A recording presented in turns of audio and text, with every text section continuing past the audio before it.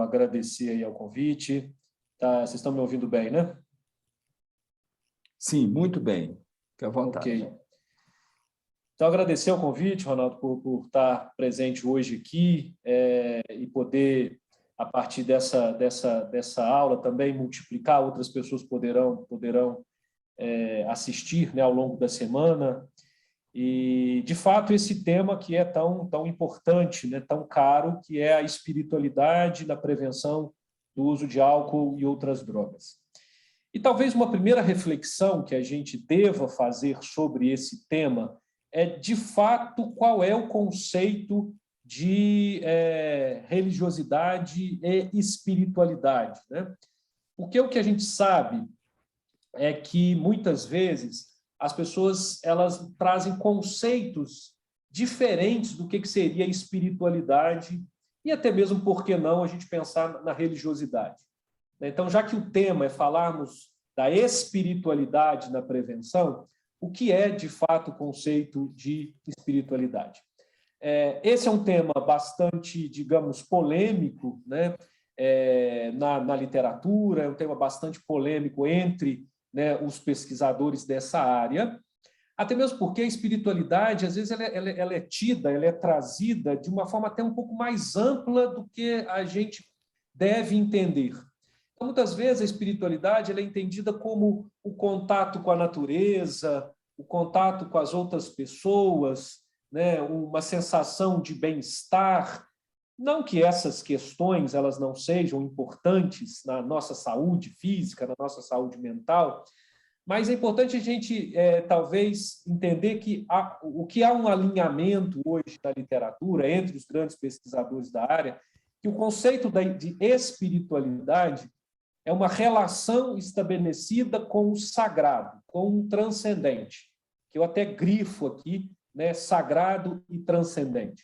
Quer dizer, essa ideia de uma relação que eu estabeleço com algo que vai além da matéria, né? Então, algo que transcende e que a gente acaba entendendo como algo que tem um lugar do sagrado.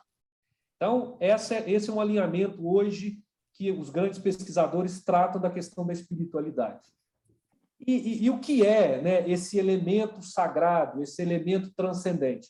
Pode ser Deus, né, e na maioria das culturas tem essa ideia de Deus. Pode ser um poder superior, né? Por exemplo, na tradição, né, dos grupos de mutuajuda, A e NA, se fala de Deus, inclusive, é colocado da forma como cada um entende, mas dentro dessa ideia de algo que é transcendente, que é sagrado, né? Então, esse é o conceito que a gente vai trabalhar, né, ao longo aqui da nossa explanação, e esse é o conceito, é o entendimento que, como eu disse, os principais pesquisadores e estudiosos da área hoje trabalham. E quero também trazer aqui, né, aproveitando, falar um pouco sobre a religiosidade, né? Porque, às vezes, a gente tem uma ideia, muitas vezes, de trabalhar, o espiritual é algo que é importante, o espiritual tem um impacto positivo, e, às vezes, a gente tem uma ideia de que a religiosidade ela seria algo menor e menos importante. Mas o que os estudos, na verdade, mostram é que a religiosidade ela também tem um impacto significativo na saúde física e emocional. Há estudos mostrando, inclusive, que a religiosidade ela é um elemento até mais importante. Há estudos mostrando que, às vezes, aquele indivíduo que tem uma espiritualidade, mas que não é alicerçada, não é sedimentada em cima de uma religiosidade, pode até ter desfechos negativos em relação à saúde mental e emocional.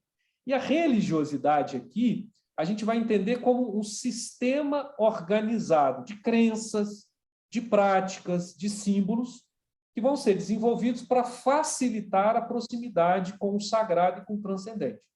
Então, quando essa minha relação com o sagrado, quando eu organizo, quando eu sistematizo, quando eu desenvolvo elementos para facilitar essa aproximação com o sagrado, com o transcendente, a gente então vai entender que isso seria religiosidade, né? Então, a gente pode entender que a espiritualidade seria, né, esse elemento maior e a religiosidade estaria contida ali dentro disso, né? Então, ok, é possível que eu tenha alguém que seja espiritualizado e que necessariamente não tenha uma vivência religiosa, mas a religiosidade seria essa forma de organização, de sistematização dessa simbologia que permitiria que eu tivesse essa proximidade, então, com o sagrado, com o transcendente. Seria uma via de possibilidade, uma via de vivência dessa espiritualidade, que facilitaria essa espiritualidade. Então, quando ao longo da nossa fala aqui, quando ao longo dessa explanação, eu fizer referência à espiritualidade, religiosidade, que, na verdade, vão ser conceitos que eu vou trazer muito juntos, é disso aqui que a gente está falando. Ok? Bom, então, a gente vai ver, né, que essa relação do entendimento, né, qual é o impacto que a espiritualidade, a religiosidade tem na nossa saúde física, na nossa saúde mental, a gente pode dizer que é uma relação bastante complexa, e assim foi ao longo do tempo, né? Mas, a partir do final do século XX, então a gente pode colocar aí nas últimas 3, a gente pode até expandir um pouco mais e falar que nas últimas 4 décadas, uma série de pesquisas rigorosas foram realizadas e publicadas nas principais revistas médicas e revistas psicológicas do mundo, estabelecendo uma associação positiva entre envolvimento religioso e saúde mental. Então, a gente pode quase que dizer que não há mais hoje grande dúvida, ao contrário do que em outros tempos se acreditou, de que se eu tenho um envolvimento religioso, ou quanto maior for o meu envolvimento religioso, melhores serão os meus níveis, né, de saúde mental. Então, há essa associação positiva. Então, diversos estudos, eu vou trazer alguns desses estudos aqui. Então, a começar, que a gente teve nos últimos anos aí, 3 grandes revisões sistemáticas que vão reunir mais de 3.000 estudos dizendo, né, então essas 3 aí são essas 3 grandes revisões, né, Bonelli e Koenig, que é um estudo de 2013, o Koenig e colaboradores de 2001 no Handbook, e a segunda edição do Handbook, que é o de 2012, a gente vai ver que indivíduos que têm taxas mais altas de religiosidade e espiritualidade têm menores níveis de bem-estar e qualidade de vida, e quando a gente traz mais notadamente para a saúde mental, a gente vai ter menores índices de depressão, comportamento suicida e uso e abuso de substâncias. Então, aqui eu faço um destaque, né, para o uso e abuso de substâncias. Então, esses 3 estudos, essas 3 grandes revisões, mostram que aqueles indivíduos que têm taxas mais altas de religiosidade têm menos uso e abuso de substâncias. Então, vale álcool e vale outras drogas. E aí, detalhando um pouco mais, deixa eu tomar uma água aqui que está... Então, olha só, aprofundando um pouco mais, esse livro aí, cuja capa eu projeto aí para vocês, é a segunda edição do Handbook do Koenig, né, que é Harold Koenig, que é um dos maiores pesquisadores, né, no mundo sobre essa relação de religiosidade, espiritualidade e saúde. Esse livro, então, essa segunda edição, é de 2012, então é um livro que está aí fazendo 10 anos, muito provavelmente a terceira edição, né, já deve estar a caminho, e é uma das maiores revisões, né, que a gente tem, que traz exatamente informações acerca da relação de religiosidade, espiritualidade e saúde. Então, aqui eu trago esses 2 quadros. No quadro aqui da esquerda, eu coloco o uso e abuso de álcool. E aí vocês vão ver, numa das colunas, a pesquisa prévia antes de 2000. Porque esse livro, a segunda edição, ele reúne dados da primeira edição, porque a primeira edição do Handbook foram estudos até 2000. E, então, o 2012 atualiza estudos entre 2000 e 2010. Então, olha só, até 2000, nós tínhamos 94 estudos pesquisando a relação entre religiosidade, espiritualidade e uso e abuso de álcool. Desses 94 estudos, 87%, então a grande maioria dos estudos, mostram menos uso e abuso de álcool entre aqueles que são mais religiosos ou mais espiritualizados. Já na pesquisa entre 2000 e 2010, 184 estudos. Então, aqui de cara a gente já vê um aumento do interesse. Quer dizer, em 10 anos, você praticamente duplicou o número de estudos antes de 2000, 184. E percebe que a relação ela se manteve mais ou menos a mesma. 85% desses estudos mostraram menos uso e abuso de álcool entre os mais religiosos e espiritualizados. Nesse quadro da direita, eu me refiro a uso e abuso de drogas em geral. Então, a mesma história. Numa coluna, a pesquisa antes de 2000 e na outra coluna, a pesquisa entre 2000 e 2010. Olha só, antes de 2000, 55 estudos, dos quais 91% mostraram menos abuso de substâncias, de drogas, entre aqueles com mais religiosidade e espiritualidade. Entre 2000 e 2010, 130 estudos, mais uma vez mostrando o aumento do interesse, o quanto que mais estudos, né, estão sendo realizados, e desses 130, 81% mostrando o uso de drogas sendo menos comum entre aqueles que têm mais religiosidade e espiritualidade. Então, aqui, gente, a gente mostra, né, essa é uma grande, você vê que é uma grande revisão de muitos estudos, né, então, dá para a gente um panorama, né, confirmando aquele dado que eu falava agora há pouco, que quanto mais religioso e espiritualizado for o indivíduo, menos uso, abuso e, consequentemente, dependência de álcool e outras drogas a gente tem. Pois bem, eu trago ainda mais alguns outros estudos, né, que também vão confirmar, vão corroborar essa informação. Aqui é um estudo, esse estudo, essa publicação é de 2014, tá?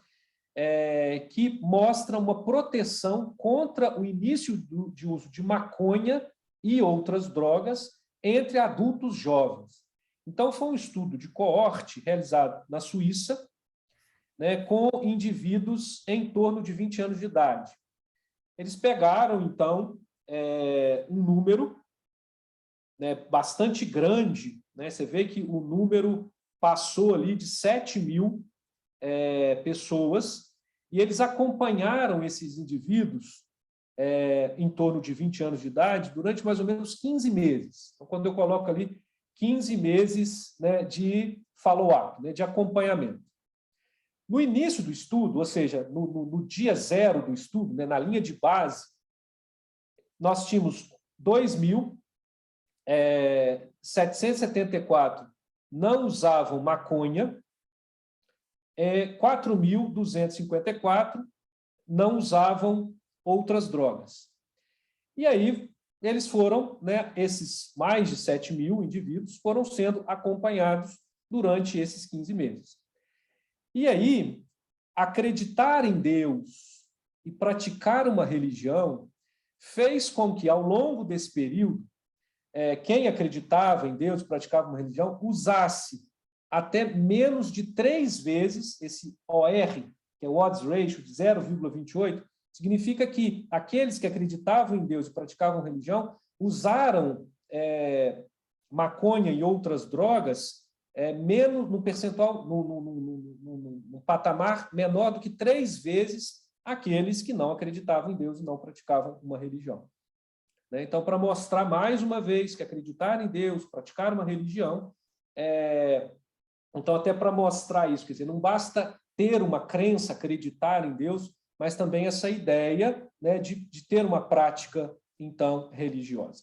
Mas a gente vai além, né?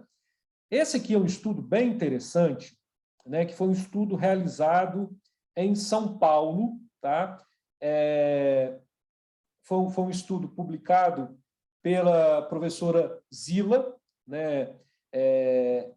Foi, na verdade, salvo engano, me parece que a dissertação de mestrado, projeto de mestrado dela, foi um estudo feito, um estudo qualitativo feito em áreas de risco em São Paulo, né? Em comunidades de São Paulo. Então, foi um estudo qualitativo em que eles reuniram 62 jovens em comunidades pobres, portanto, em áreas de risco na cidade de São Paulo. Então, nessas comunidades, né, então a gente tinha baixo poder aquisitivo, né, e uma alta oferta de drogas ilícitas, principalmente. Eram comunidades pobres de risco de uso de substância. Então, desses 62 jovens, 32 não eram usuários de qualquer substância. E 30, então mais ou menos ali a metade, era usuária e a outra metade não era usuária. Desses que não eram usuários, 81% acreditavam e praticavam alguma religião, dos não usuários. Já aqueles que eram usuários, apenas 13% tinham alguma crença ou alguma vivência religiosa. E muitos dos que tinham alguma vivência que tinham buscado ajuda, algum tipo de ajuda religiosa e tal, para o processo de recuperação. Então, a grande conclusão desse estudo é que os dois principais fatores de proteção, estrutura familiar e religiosidade. Então, o que se percebeu nesse estudo é que quanto mais organizadas fossem as famílias, quanto mais estruturadas fossem as famílias, e quanto mais religiosos fossem esses adolescentes, esses jovens, menos uso de substâncias eles tinham, né? Então, esse é um estudo bastante interessante, né, que mostra para a gente, traz para a gente aí algumas reflexões. Bom, esse aqui é um outro estudo também bem interessante. É um estudo que foi realizado pelo professor Paulo Dalgala Rombo, né, e foi publicado em 2004. O que ele fez nesse estudo? Ele investigou 2.287 estudantes de escolas públicas e particulares do ensino fundamental e médio. Então, você tinha adolescentes mesmo, né? E aí, esse estudo avaliou educação religiosa. Questionaram o quanto que esses meninos, mais de 2.000 estudantes, tinham recebido, ao longo da infância e da adolescência, algum tipo de educação religiosa, né? Então, olha só. Então, ele fez um comparativo, né, entre aqueles que tiveram pouca educação religiosa e aqueles que tinham muita educação religiosa na infância e na adolescência, naqueles que, dentre esses mais de 2.000 estudantes, faziam uso pesado de qualquer droga. Então, pegou aquele grupo, né, que fazia um uso pesado de drogas e aí considerou usar por pelo menos 20 vezes ou mais nos últimos 30 dias. Então, perguntava para o menino lá se tinha usado algum tipo de droga nos últimos 30 dias. Aqueles que usavam mais do que 20 vezes, entendiam que tinham um uso pesado. E aí, na hora que comparou os que tinham uma formação, uma educação pouco e muito religiosa, aqueles que tinham, né, uma relação, uma educação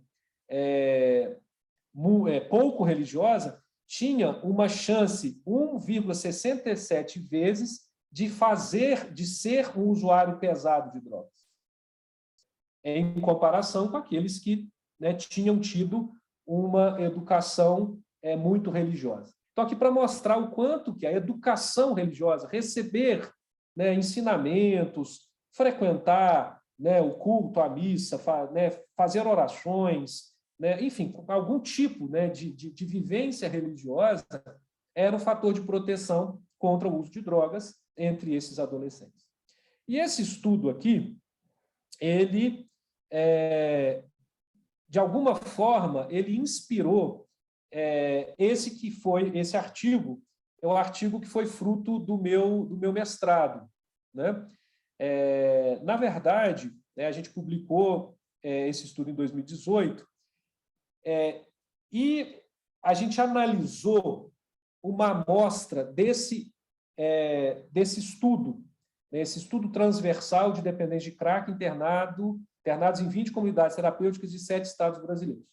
Então, lá nos anos de 2012, 2013, foi feito um estudo junto a pacientes dependentes de crack internados em diversas comunidades terapêuticas em 7 estados brasileiros.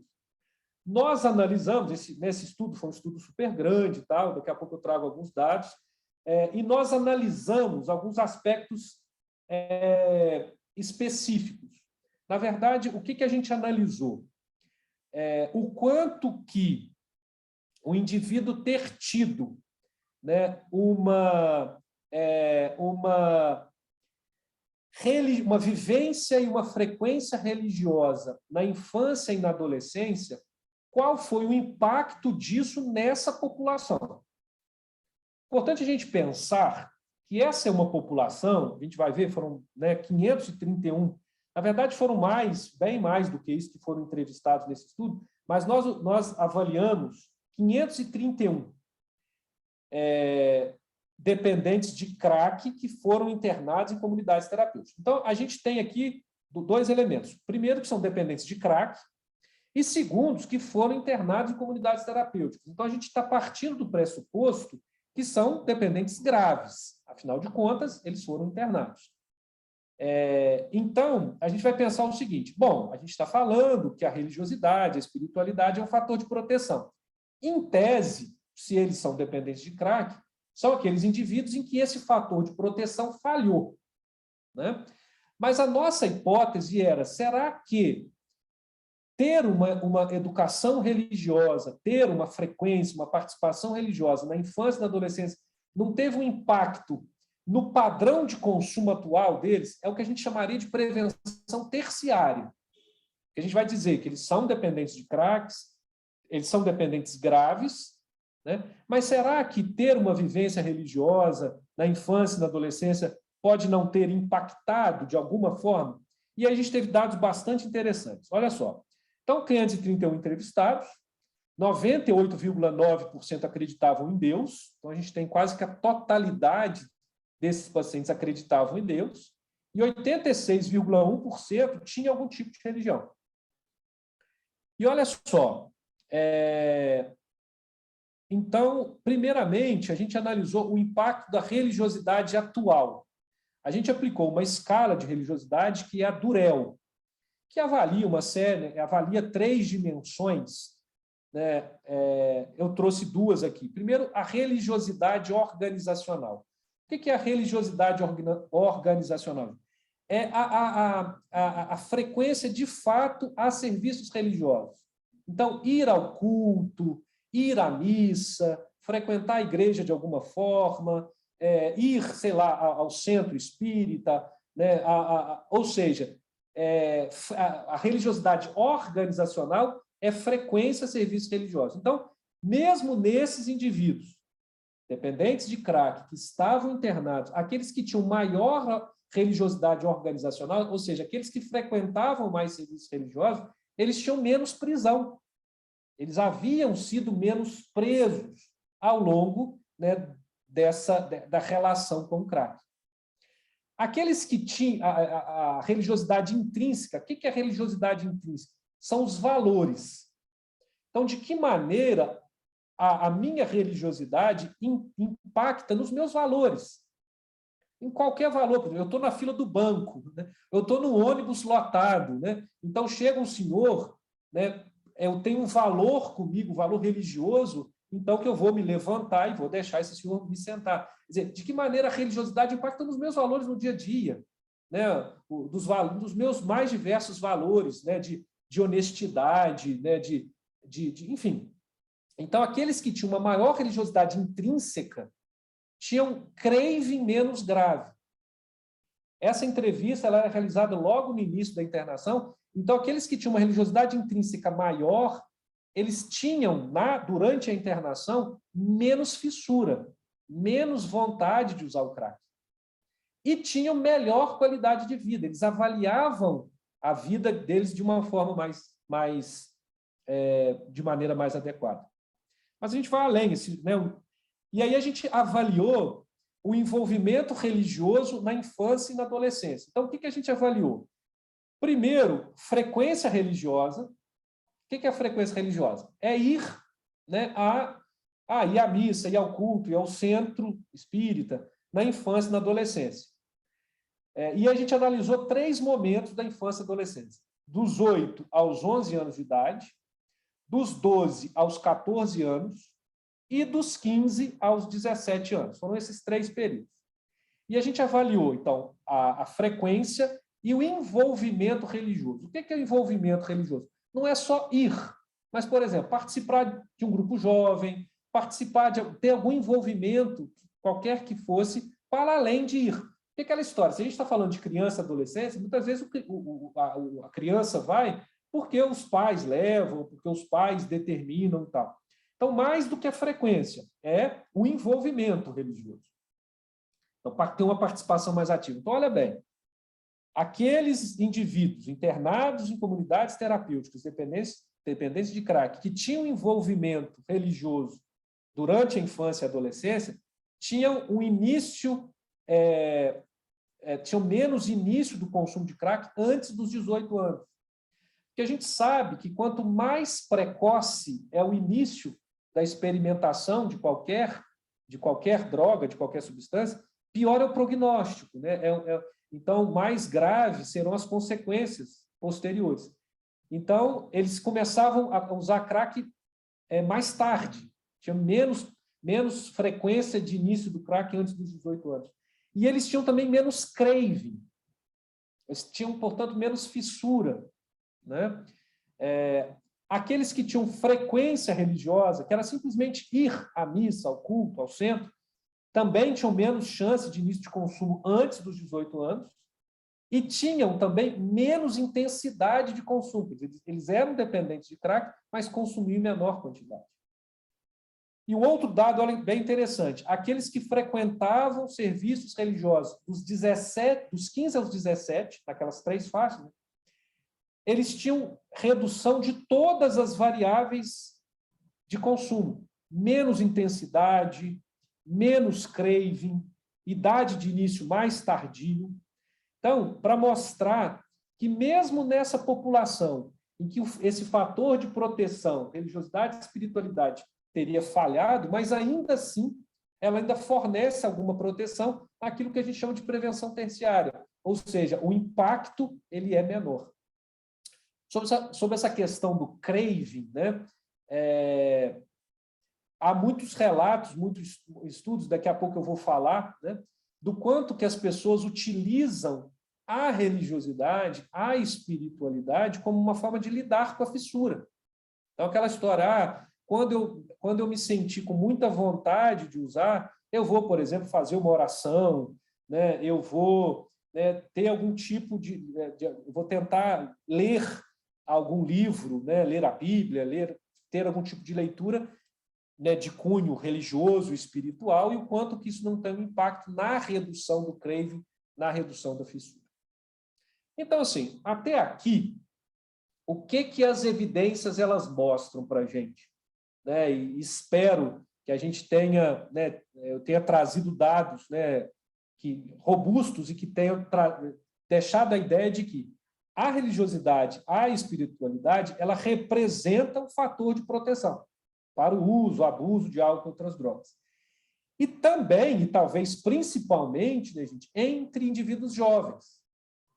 Porque quando a gente fala, né, de prevenção, né, qualquer estratégia de prevenção, ela deve começar pelos mais jovens, crianças e adolescentes, que são a população, né, a faixa ali de população mais vulnerável. Né? E a gente sabe, né, que quanto mais a gente consegue prevenir nessa idade, se o indivíduo passa, né, pela infância e pela adolescência sem ter grande contato ou fazer nenhum tipo de experimentação das substâncias, Ah, tudo bem, eu posso ter aquele indivíduo que começa a usar uma substância, cocaína, crack, maconha, sei lá, com 25, 30 anos de idade. Isso é possível. Mas a gente vai entender que quanto mais precocemente for a prevenção, né, mais impacto positivo a gente vai ter. A grande reflexão que a gente traz, uma primeira grande reflexão, é de que maneira, né, esses dados robustos, né, esses dados que eu trouxe, de que maneira eles podem influenciar, né, nos programas de prevenção. Essa é uma discussão muito importante, né? Quer dizer, quando a gente pensa nos programas de prevenção, como utilizar esses dados? Por quê? Porque a gente tem que tomar cuidado, e é uma preocupação que eu sempre trago, e mais adiante até eu vou falar sobre isso, é a gente não prescrever religiosidade e espiritualidade. O que eu estou querendo dizer para isso? Né? Então, a gente não pode chegar para alguém e dizer assim, eu acho que isso aqui você precisa rezar, você precisa ir à missa, você precisa ir ao culto. O que, na verdade, a gente precisa é identificar se aquela realidade da religiosidade e espiritualidade é algo que faz parte do indivíduo como um fator que é pertinente para ele.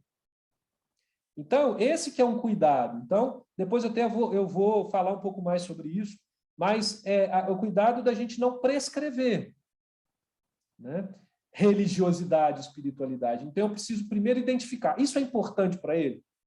Porque eu posso estar diante de alguém que diz assim, olha, eu não acredito em nada, né? Eu não tenho nenhuma vivência religiosa, eu não tenho nenhuma vivência espiritual. Então, provavelmente, esse é um recurso que o indivíduo ele não tem. Ele não vai poder utilizar esse recurso. É o cuidado que a gente tem que ter. A gente vai ter que utilizar outras estratégias. Então, de que maneira eu incluir todos esses dados nos nossos programas de prevenção sem que eu cometa o erro do proselitismo, né? Sem que eu cometa o erro de prescrever religiosidade e espiritualidade, né? Mas daqui a pouco eu vou falar um pouco mais sobre isso. Então, dando um passo adiante, eu queria falar um pouco, gente, sobre as intervenções religiosas, né? De que maneira, né, eu posso utilizar os dados religiosos e espirituais no tratamento da dependência química, né? E aí, gente, eu trago esse dado, esse estudo, um estudo que foi publicado em 2017, um estudo realizado nos Estados Unidos. Você vê que com quase 40 mil pessoas, um estudo bastante interessante. Como é que é? É um estudo simples, metodologicamente, mas que traz uns dados bem interessantes.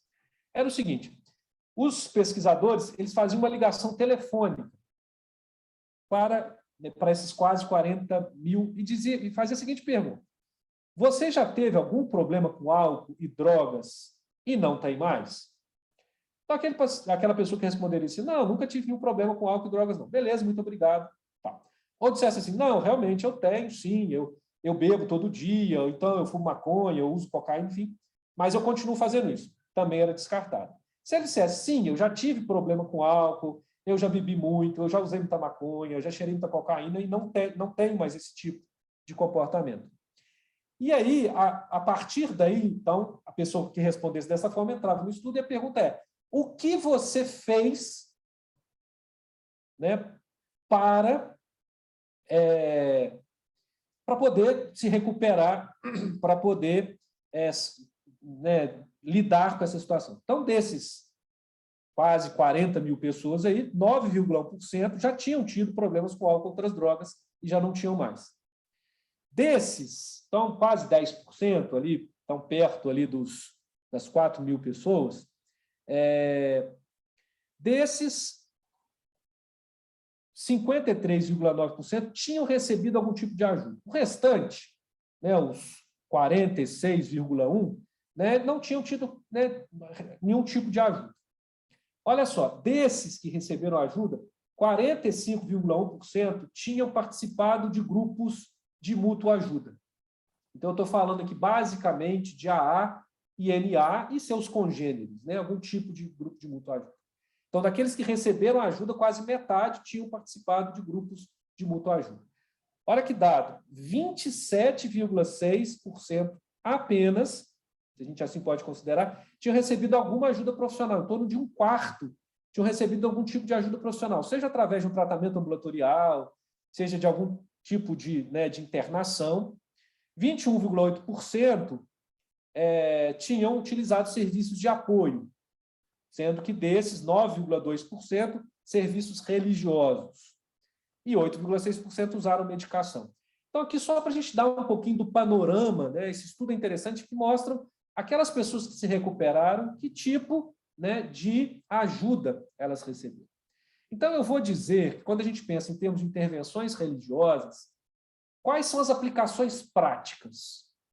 Então, eu trago aqui 3 propostas de intervenções para o tratamento da dependência química baseado em aspectos religiosos e espirituais.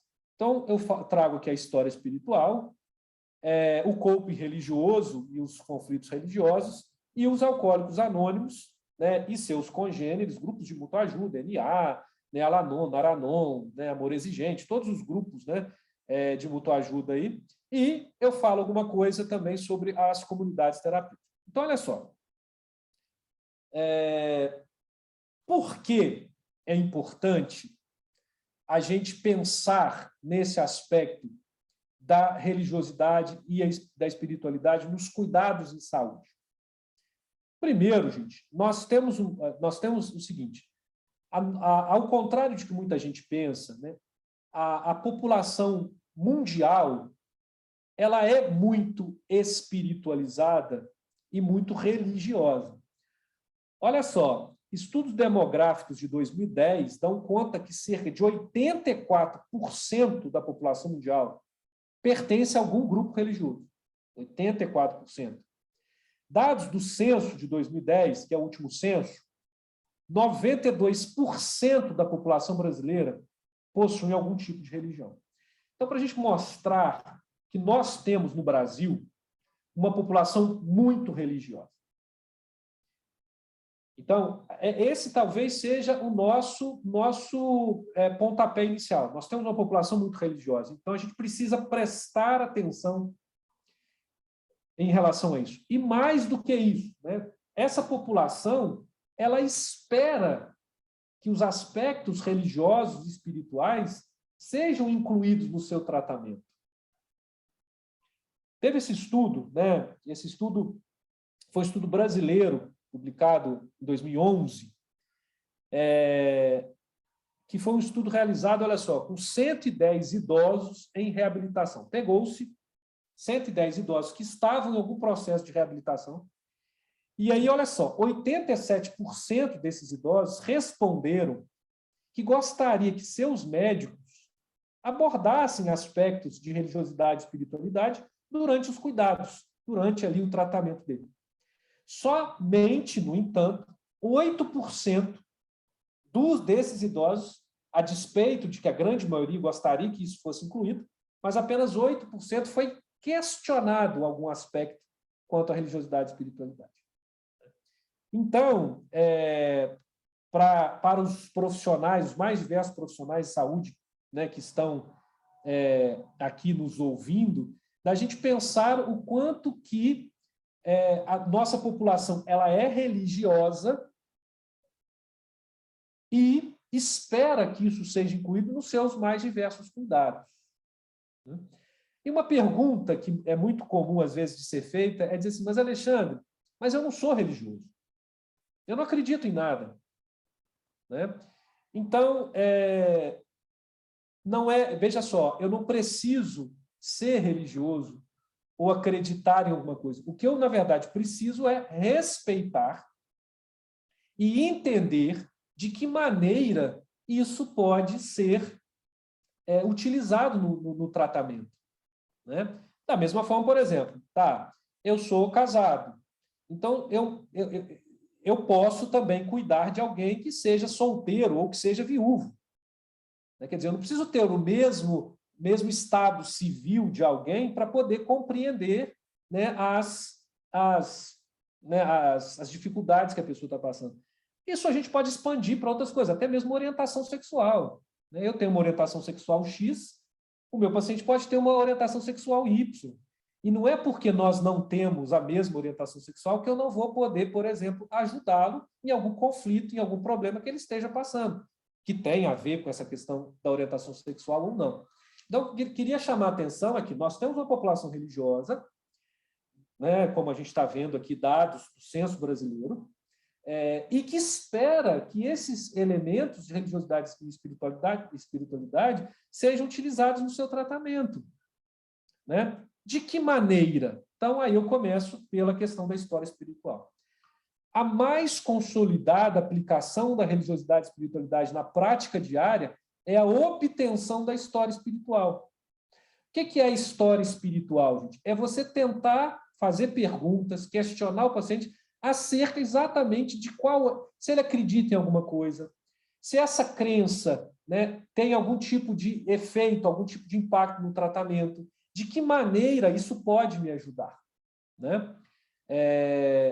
E é interessante porque o simples fato de você fazer esse tipo de pergunta já traz, né, se você acredita em alguma coisa, se aquilo ajuda em algum aspecto no tratamento, só de você dizer isso, o paciente ele já se sente, bom, eu posso trazer esse tipo de discussão aqui.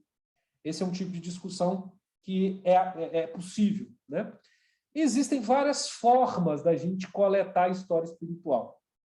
Uma forma que eu gosto muito é a aplicação de um questionário chamado FICA. Por quê? Porque são 4 perguntinhas, daqui a pouco a gente vai detalhar um pouco mais.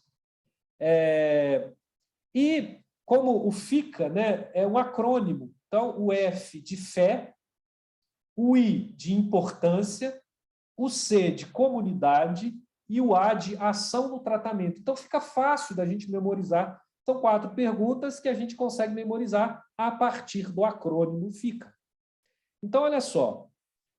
O F, né, tem a ver com fé, a crença. Então, você vai perguntar, você se considera religioso ou espiritualizado? Você tem crenças espirituais e religiosas que lhe ajudam a lidar com os problemas? Então, essa é, vamos dizer assim, aquela pergunta para a gente quebrar ali o gelo, né? E começar a poder entender. O paciente pode virar e falar assim, não, eu não acredito em nada, né? Eu acho que, né, depois disso aqui acabou, não sou religioso, não tenho nenhuma vivência espiritual. Ok, você pode perguntar para ele, tem alguma coisa que dá sentido, né, na sua vida? Né? Mas, provavelmente, é aquilo que eu estava dizendo antes. Eu não vou virar para esse paciente que ele diz que não acredita em nada, e dizer assim, olha, acho que é bom você acreditar. Não. Se eu fizer isso, eu vou estar, aquilo que eu estava dizendo agora há pouco, né, prescrevendo religiosidade, espiritualidade. Então, é aquela história. Ele é um paciente que não dispõe desse recurso. A gente vai ter que encontrar outros. Né? É como, sei lá, mal comparando, eu virar para o paciente e dizer assim, olha, você faz algum tipo de atividade física? Você gosta de algum tipo de atividade física? Ele diz assim, ó, não gosto, não quero fazer, nunca fiz, tem raiva de quem faz. Pronto. Então, a gente vai entender que, embora saibamos que a atividade física é algo que é importante na saúde física e mental, provavelmente é um recurso que ele não vai dispor. Né? Mas vamos imaginar que o paciente responda que sim, a gente viu que na nossa população isso é extremamente comum. Então, eu vou passar para o I, importância. Que importância você dá para a fé ou crenças religiosas em sua vida? Porque senão você pergunta se o paciente religioso e vai dizer que é aquela pergunta padrão do brasileiro responder que é católico, não praticante, né? Então, você vai dizer o seguinte, ó, qual é a importância? Quer dizer, que importância você dá para a sua fé, para a sua crença, na sua vida?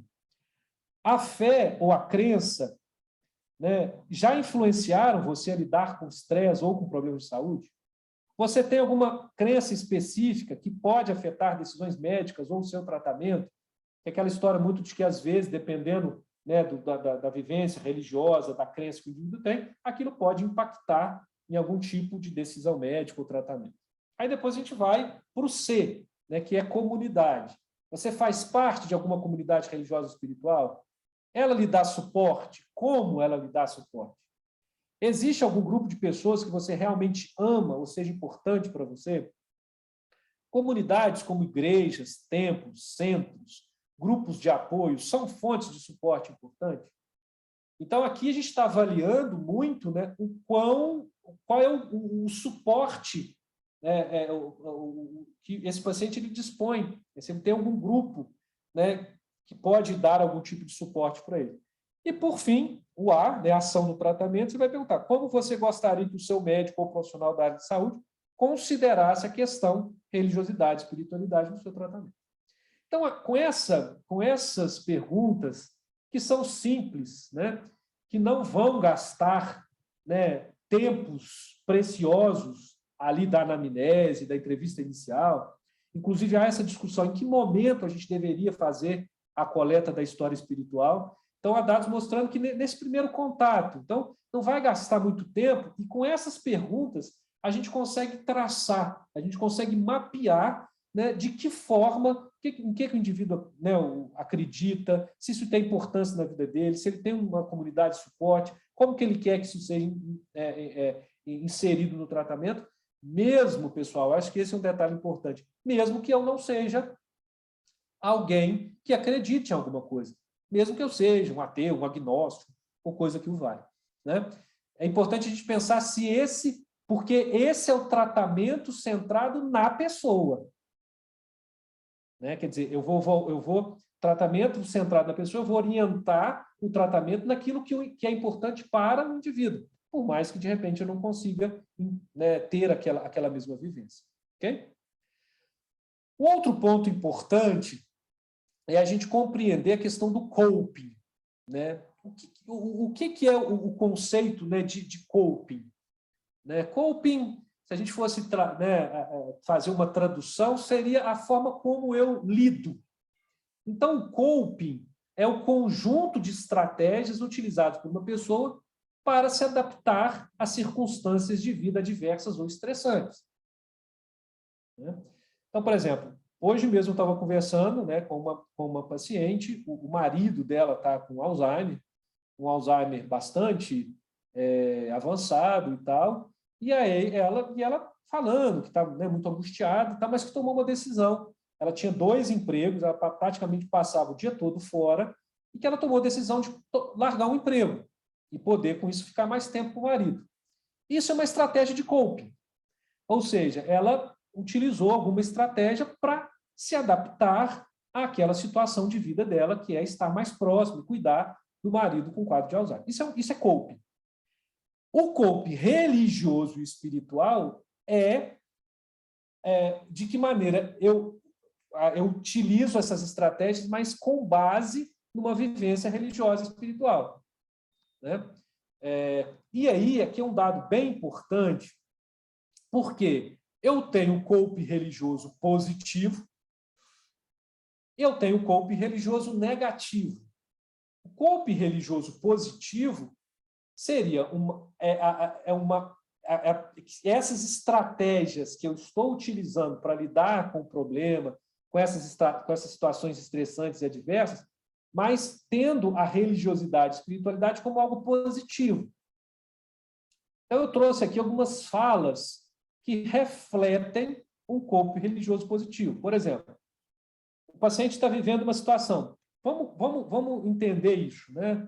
Sei lá, uma mãe que procura dizendo, olha, meu filho está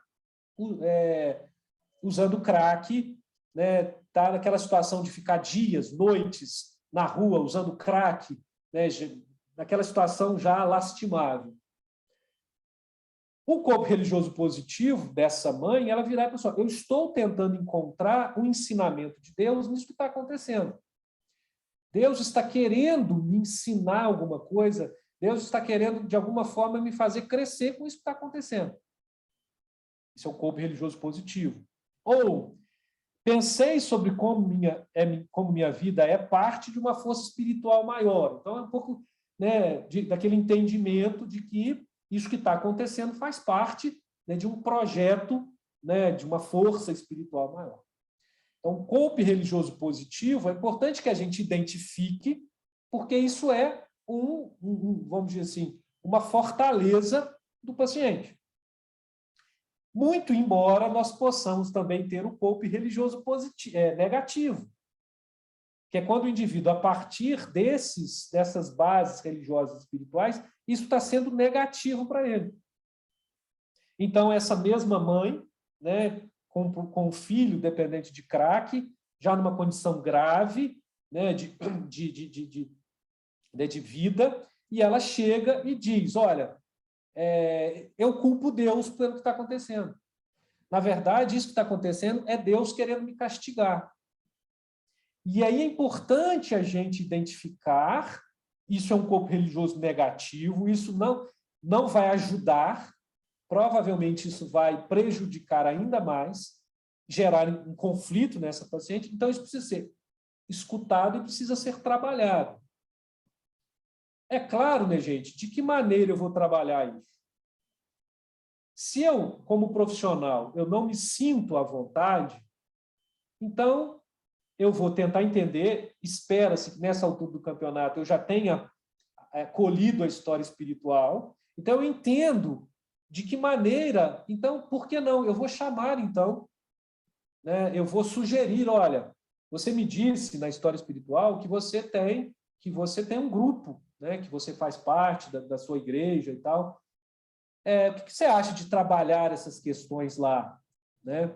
Então, ou, por que não, fazer contato com o líder religioso, com o padre, com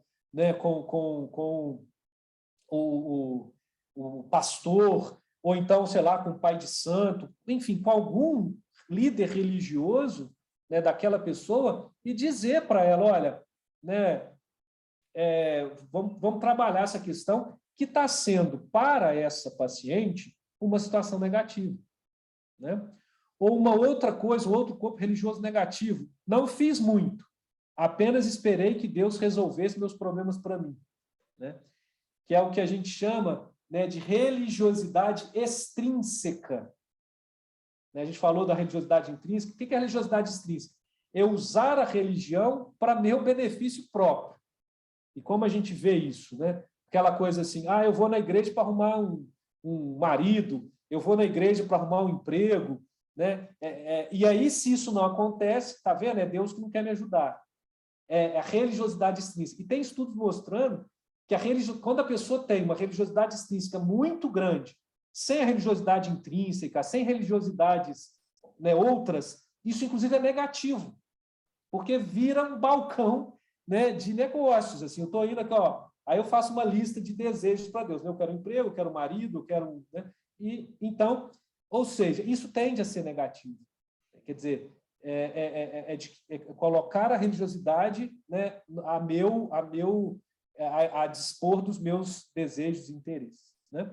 Então, gente, e aí eu coloco aqui, né, o papel do corpo religioso, de que maneira isso pode. Olha só, tem esse estudo aqui, né, que foi um estudo publicado em 2017, que é um estudo seguinte, de 331 pacientes que foram internados no hospital psiquiátrico para desintoxicação. Tá?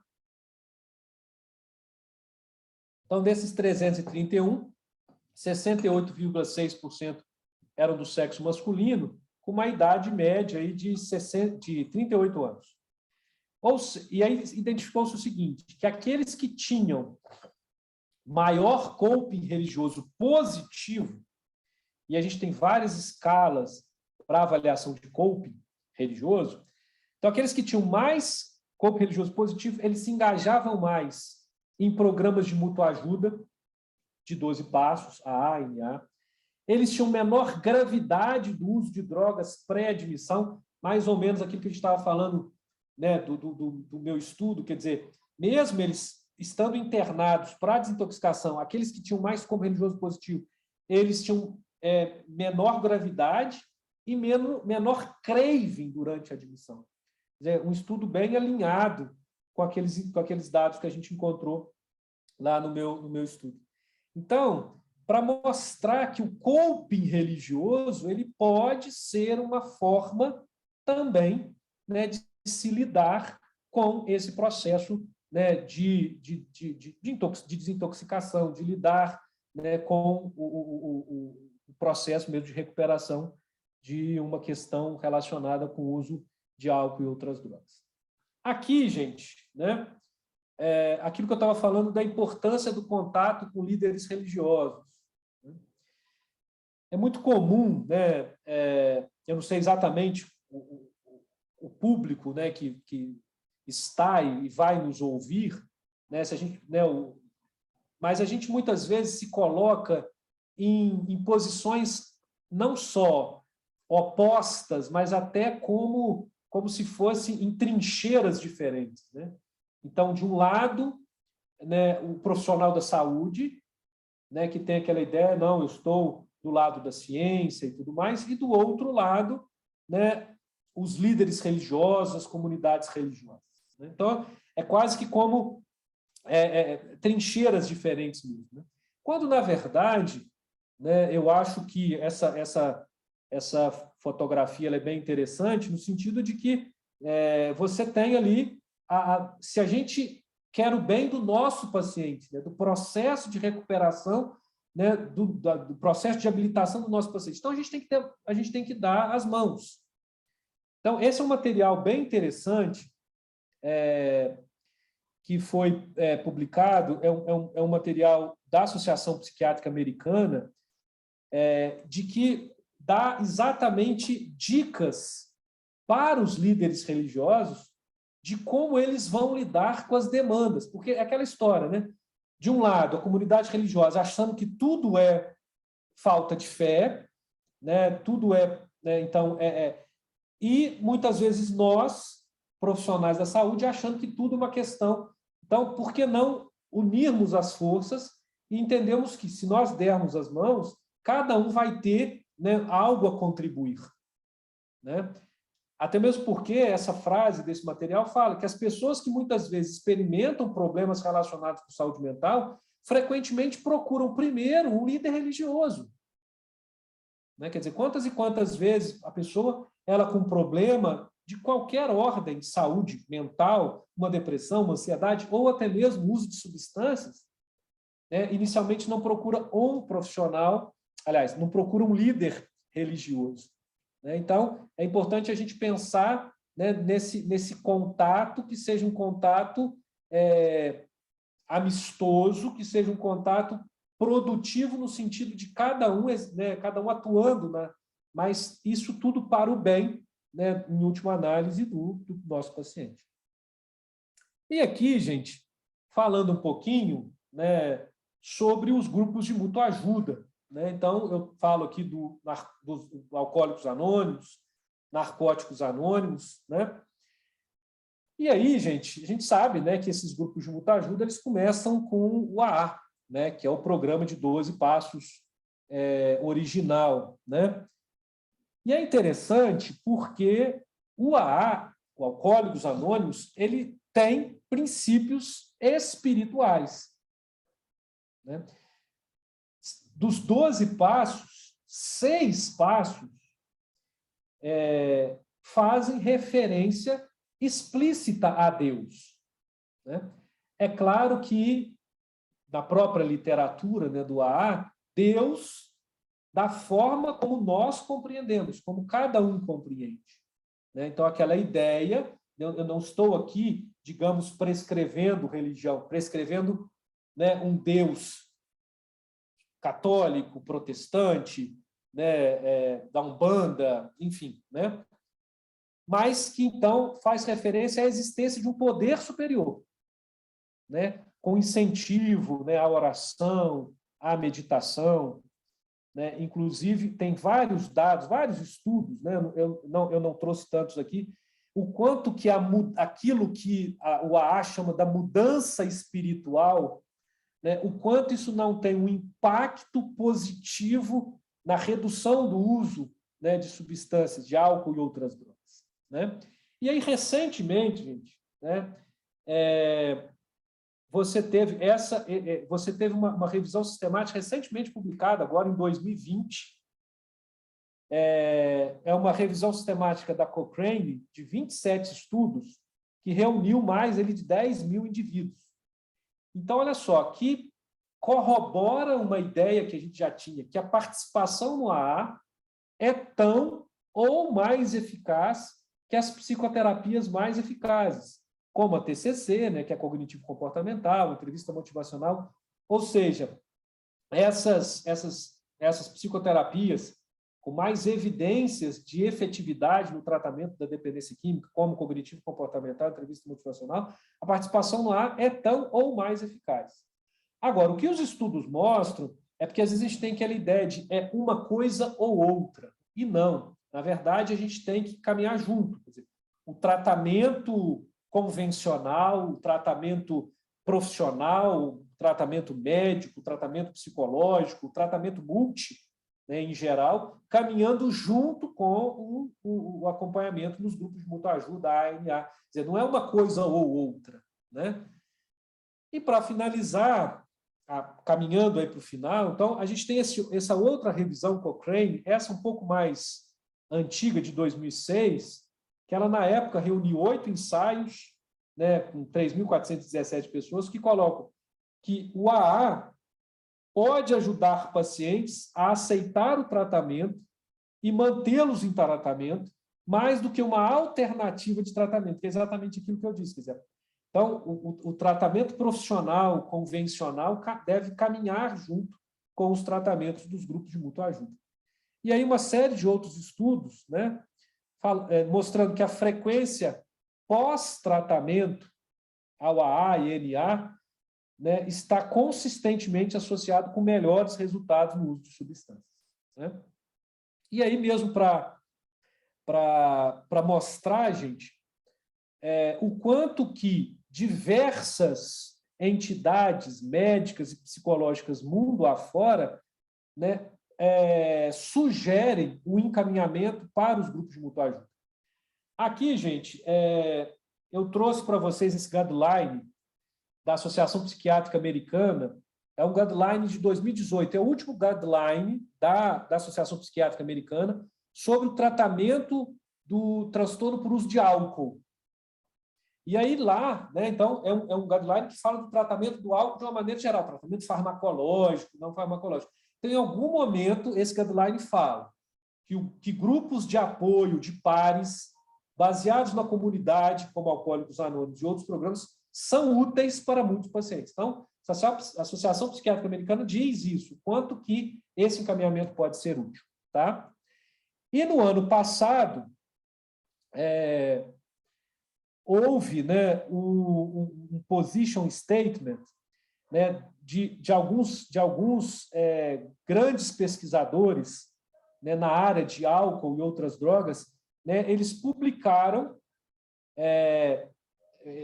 esses autores, esses pesquisadores que constituem, né, a International Society of Addiction Medicine, eles publicaram um position statement, ou seja, uma posição oficial mostrando, né, o quanto que a espiritualidade é importante no tratamento da dependência química, né? Então, é algo que, como eu disse, né, hoje já não se tem mais dúvida, a gente tem dados muito robustos. A área da dependência química é uma das áreas dentro da saúde mental que mais evidências tem, mais evidências consistentes tem do papel da religiosidade e espiritualidade. E aí, só para fechar, falando um pouco sobre as comunidades terapêuticas, a gente tem, na verdade, né, hoje, ainda muito poucos dados, né, sobre a efetividade, né, das comunidades terapêuticas, principalmente, né, gente, pela heterogeneidade dos programas. Quando a gente vai tentar fazer uma revisão, a gente esbarra muito, porque quando você vai fazer uma revisão, sobretudo quando você vai, né, por exemplo, fazer uma meta-análise, você tem que comparar coisas que são iguais, estudos que foram feitos, né, em momentos, em locais diferentes, mas eu posso fazer uma comparação. O problema, muitas vezes, é que, por exemplo, tem programas de comunidades terapêuticas que são 4 meses, outros que são 6 meses, outras que são 12 meses, né? Então, essa heterogeneidade, né, muitas vezes traz esse problema de você ter esses dados mais robustos. No entanto, e você vê que eu trago aqui dados, por exemplo, tem uma revisão também Cochrane, de 2006, né? Tem um outro estudo também, que é uma revisão sistemática de 2012, e outros estudos mais, eu trouxe aqui 2, que mostram que, sim, as comunidades terapêuticas, mundo afora, são um tratamento efetivo para a dependência química, especialmente para dependências graves, para pacientes que são refratários às abordagens ambulatoriais e que têm um importante comprometimento psicossocial. E que a orientação espiritual, né, esse estudo é um estudo de 2006, que é do Galanter, que inclusive Mark Galanter, que é um dos principais autores no mundo sobre dependência química, e nessa relação da dependência química com religiosidade e espiritualidade, inclusive ele assina junto àquele position statement que eu acabei de falar agora, ele coloca que a orientação espiritual ela contribui para a adaptação ao programa, eu estou falando então aos programas das comunidades terapêuticas, e aumenta a adesão. Porque a gente sabe que qualquer programa para tratamento de dependência química, qual que é o grande desafio? É a adesão. A gente sabe, né, que a taxa de abandono, né, a taxa de desistência é muito alta. Nos maiores serviços, né, mundo afora, a taxa... Né, então, esse é um grande desafio, é você conseguir fazer com que as pessoas elas façam a adesão adequada. Então, parece que a orientação espiritual, e aqui eu estou falando de orientação espiritual, contribui muito para a adaptação ao programa. Gente, era isso, então. Agradeço muito, mais uma vez, ao convite, né, feito aí, né, pelo Ronaldo, pela toda a equipe da Terra da Sobriedade, né, para estar aqui hoje, né, falando um pouquinho para vocês. Espero ter aí atendido as expectativas. Acho que eu não passei muito aí, pelas minhas contas aqui, 1h10, mais ou menos. Tranquilo. Mas agradecer muito, tá bom? Doutor Alexandre, eu aqui em nome de toda a comunidade, até das pessoas que têm feito o nosso programa de mentoria, né, as pessoas que aceitaram o convite, que aqui estão, eu aqui agradeço muito em nome de todas essas pessoas, né? Para a gente é muito importante nós termos, assim, com tanta razoabilidade, a apresentação da importância desse caráter, né? Vamos dizer assim, principalmente de nós brasileiros, que temos aí os nossos vínculos à religiosidade, né? Os nossos exercícios de espiritualidade. Eu agradeço profundamente. E, conforme nós tínhamos já combinado, né? Nós teremos 5 oportunidades ao longo da semana, 5 diferentes oportunidades, para que nós possamos aprofundar neste debate. Então, o doutor Alexandre, ele aqui carinhosamente, hoje ele está apresentando para a gente aqui esses conteúdos bem ordenados, está gravado. Nós vamos replicá-lo ao longo desta semana, que é a semana de celebração a prevenção do uso de álcool e outras drogas, colocando de maneira genérica, porque nós temos um dia estabelecido pela ONU, temos uma semana estabelecido normativamente, né, por lei, no nosso país e também no nosso estado de Minas Gerais, também estabelecido normativamente esta semana para que nós possamos fazer o impulsionamento das ações relacionadas à prevenção de álcool e outras drogas. Então, eu quero convidar vocês, todos vocês que fizeram a inscrição, vocês vão receber o link de acesso e espero com menos dificuldade, porque eu notei aqui várias pessoas falaram das dificuldades de ter entrado aqui no link.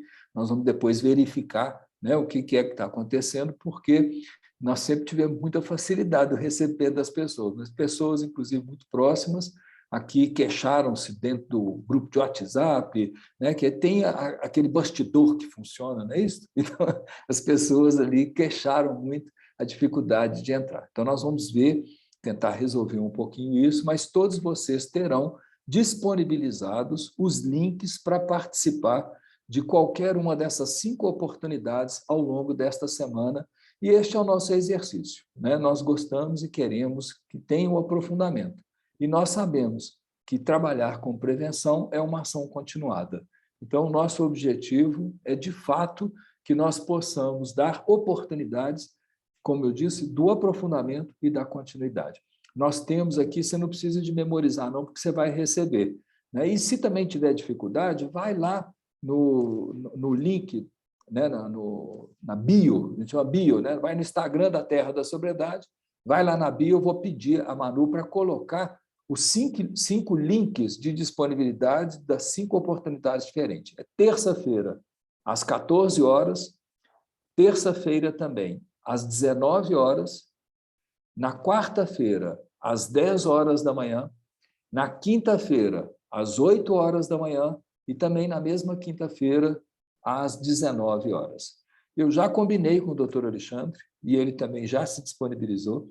Nós vamos sistematizar as questões, as sugestões, as perguntas, né? Os comentários que serão feitos, nós vamos sistematizar, nós vamos encaminhar para ele e ele vai fazer uma gravação para a gente, seja por escrito, seja uma gravação mesmo simples né, no telefone, um vídeo, para que a gente possa, então, estar disponibilizando para as pessoas, e esta é uma maneira da gente fazer essa continuidade do debate de um tema tão importante. Doutor Alexandre, mais uma vez, muito obrigado mesmo pela sua apresentação. Né? Assim, estou vendo várias pessoas aqui, inclusive Carol, que participou lá no passado, e parte dessa pesquisa que também foi aqui citada, né? Da Terra da Sobriedade também teve oportunidade de estar junto. Né? Muito obrigado. Obrigado a todos vocês que estiveram conosco aqui, prestigiando esta gravação. Um abraço a todos. Eu que agradeço o convite mais uma vez, pessoal. Obrigado aí pelos elogios aí no chat. Grande abraço, gente.